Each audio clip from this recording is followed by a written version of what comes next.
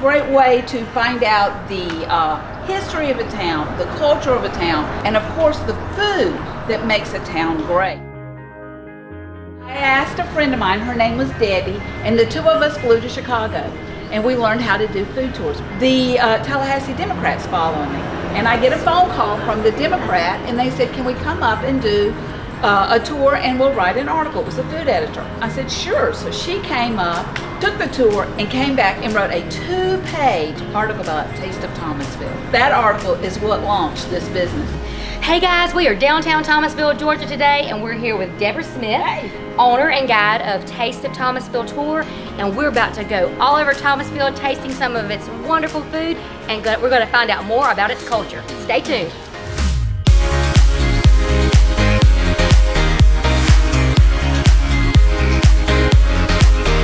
Isidore Popper's wholesale wine and liquor store. And we figured if there was a lady by the name of Isidore Popper, she must have been quite a character. Because, you know, his name is Isidore Popper. Well, our bubble got popped. There should be an E and not an A. And he owned a liquor, wine, and cigar store.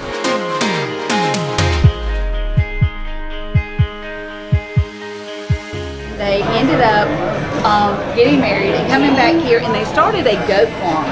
But they realized real quick how hard it was to milk a lot of goats to get quality cheese. So they switched over from goats to Jersey cows.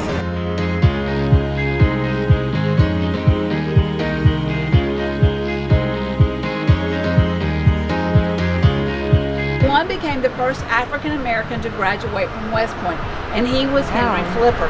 Henry Flipper.